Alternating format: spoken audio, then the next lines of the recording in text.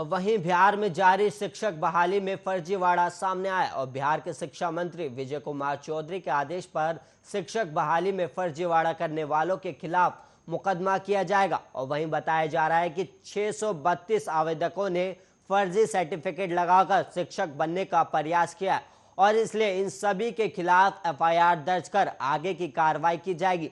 और बिहार में 94,000 सीटों के लिए प्रारंभिक शिक्षकों की नियोजन की प्रक्रिया जारी है और छठे चरण की शिक्षक बहाली में 632 अभ्यर्थी ने फर्जी सर्टिफिकेट के जरिए नौकरी हासिल करने की कोशिश की है और इनके खिलाफ शिक्षा विभाग ने एफआईआर दर्ज करी है। और वहीं राज्य में सभी 38 जिलों में चयनित अभ्यर्थियों के प्रमाण पत्र पोर्टल पर अपलोड किए गए और पोर्टल पर अपलोड होते ही फर्जी सर्टिफिकेट का खुलासा हुआ। और वहीं आपको बता दें कि फर्जी सर्टिफिकेट के जरिए टीचर बनने का प्रयास करने वाले सबसे ज्यादा कैंडिडेट्स बक्सर जिले से मिले हैं। और वहीं बक्सर में 121 और नालंदा में 63 और सारंग में 23, नवादा में 42। और वहीं बात करें बेगूसराय की तो बेगूसराय में 19 चयनित कैंडिडेट के प्रमाण पत्र फर्जी पाए गए।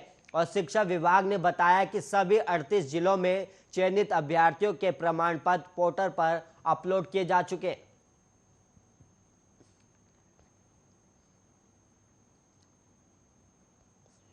और वहीं बिहार के मधेपुरा जिले में बड़ा हादसा हुआ और वहीं गहरी खाई में गिरने से 5 बच्चों की मौत हो गई।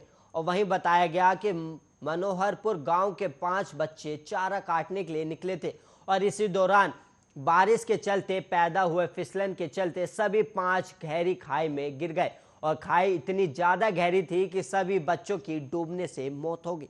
और जान गंवाने वाले बच्चों के परिजन कैलाश मंडल ने बताया कि बच्चे सुबह चारा काटने के लिए निकले थे लेकिन 10 बजे तक उनके नहीं लौटने पर खोजबीन शुरू की गई।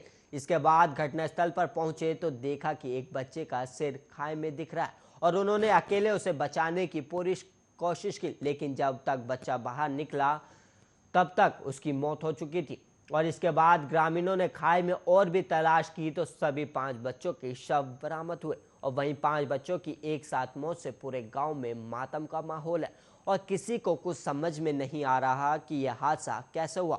और वहीं माना जा रहा है कि सभी बच्चे एक साथ फिसलकर ही खाई में गिरे जिससे सभी की मौत हो गई और बच्चों की जान जाने से परिजनों का रो रो कर बुरा हाल है।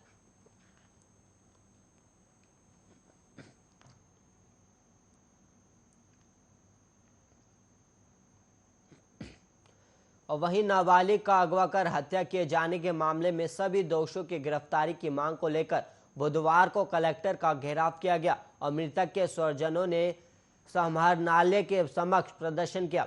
और वहीं बताया जाता है कि जिले के हिसुआ थाना क्षेत्र के डेवरी गांव में अजीत चौरसिया के पुत्र मनसुख कुमार को अगवा कर हत्या कर दिया गया था और 11 जून को बालक के पिता ने अगवा किए जाने की प्राथमिकी दर्ज कराई थी। और इसके 2 दिन बाद आरोपी नीतीश कुमार को गिरफ्तार भी किया गया था जिसने गला दबाकर हत्या की बात स्वीकार करते हुए बताया था कि गेहूं के ड्रम में शव को छिपा कर रखा गया जिसके बाद पुलिस ने शव को बरामद की थी। और गिरफ्तारी के बाद आरोपी ने अपनी 3 अन्य सहयोगियों का नाम भी लिया था और इस क्रम में उसने पुलिस को बताया था कि बालक को अगवा करने के बाद 10 लाख रुपए फिरौती मांगने का प्लान बनाया गया था लेकिन बालक काफी रो रहा था जिसके चलते उसकी गला दबाकर हत्या कर दी गई। और वहीं परिजनों का कहना था कि गिरफ्तार नीतीश ने पुलिस के समक्ष अपने स्वीकृति बयान में 3 अन्य साथियों का नाम उजागर किया था लेकिन पुलिस उन तीनों को बचा रही है और तीनों को गिरफ्तार नहीं किया जा सका है।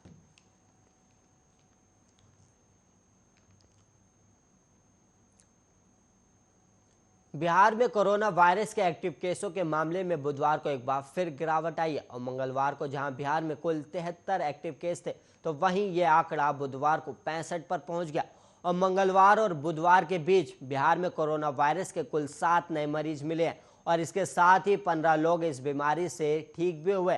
और गुरुवार को बिहार में मेगा वैक्सीनेशन ड्राइव भी चलाया जाएगा। और बुधवार को स्वास्थ्य विभाग की ओर से जारी रिपोर्ट के अनुसार बेगूसराय में 1, मुंगेर में 1, मधेपुरा में 1, नवादा में 1, रोहतास में 2 और सारण में 1 मामला सामने आया।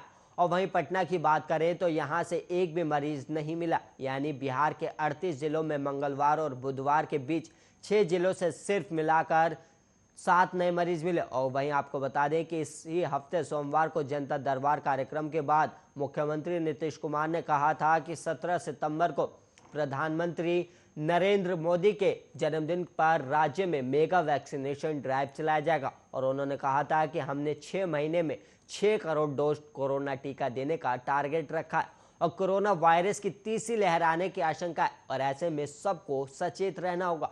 कोरोना के साथ ही दूसरी अन्य बीमारियों को लेकर भी सबको अलर्ट रहने की जरूरत है। और वहीं बिहार बुलेटिन में इतना ही। ऐसे ही देश और दुनिया की तमाम खबरों के लिए आप देखते रहिए आर्या न्यूज।